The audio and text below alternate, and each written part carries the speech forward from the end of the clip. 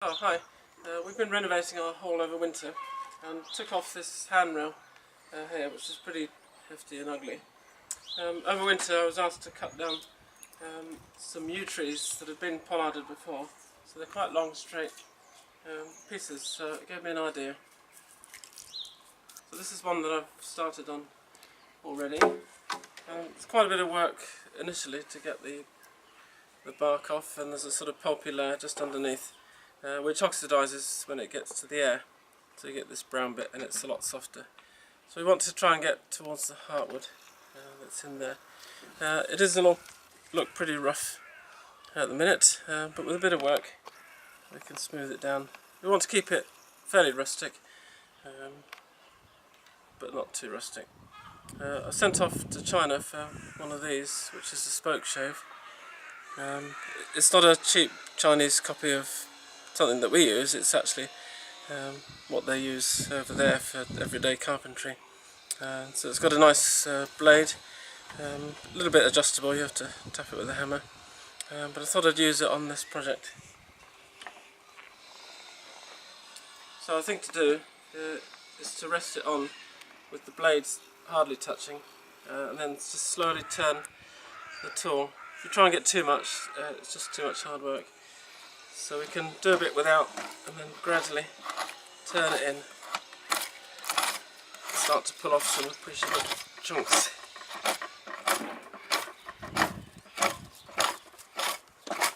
Some of these little branches are quite hard, and I've got this carving tool here, which is quite sharp. I'll just use that to get those lumpy bits off.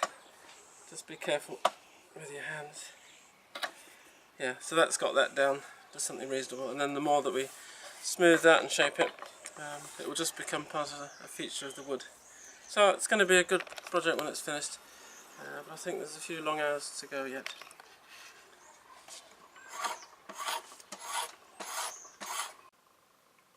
Hi, well here we are, and this is at the end of quite a lot of hard work, but it has been worth it.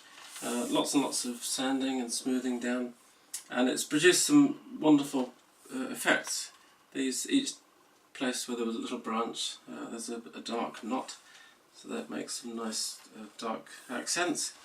And where we've rubbed through to the heartwood, it's given some nice layers, and it's got a rich pink in there.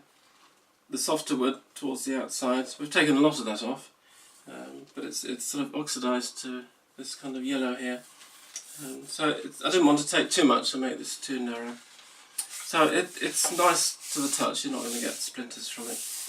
Right, so we've bought these brackets for the handrail. You can get, there's a wide variety, wrought iron or polished.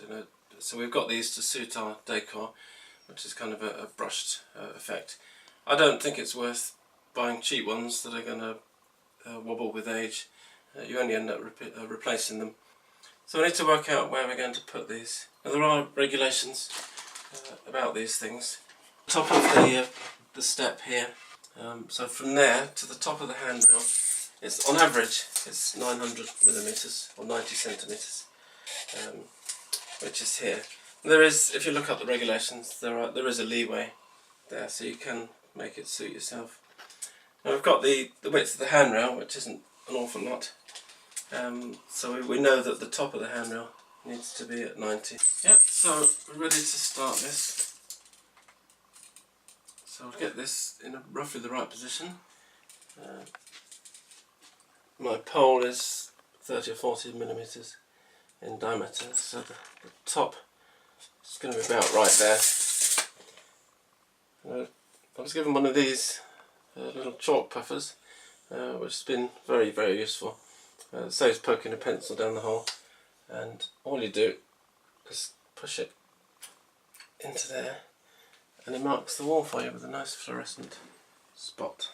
So these are the wall plugs I'm going to use. It's definitely worth buying decent ones, because it can cause a lot of headaches later on. And these I like because they've got little handy guides.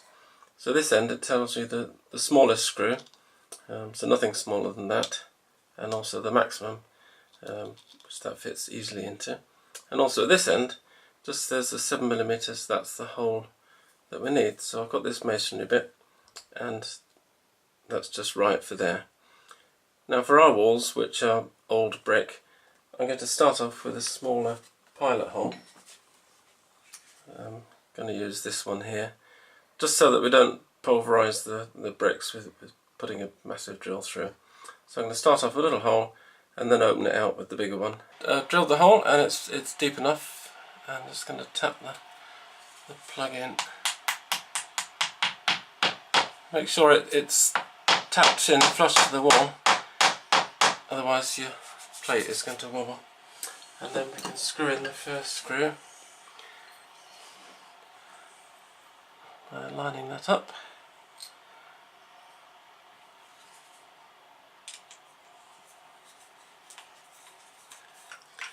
So don't tighten it too tight because that will need room for a bit of adjustment. So that's the start of our rail. So I've mounted two brackets, so roughly where I want them. That's roughly the way it is. Because of these slight bends in the wood, I've made it so that it starts the curve around the top of the stairs.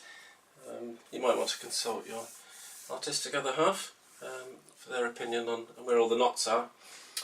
So because this is essentially a hard wood, I'm a bit wary about screws straight into it, so we're going to drill some little pilot holes. So I can again mark it, make sure it's in the centre of this top bracket. Just line that up, give it a puff, and there's our mark.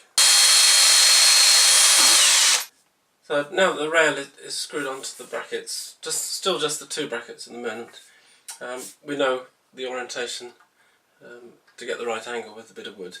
So what we can do now is just to mark the remaining holes on both brackets. I'm going to take them off so that we can have a nice clean drill, and then we know that the three holes are going to be in the right place.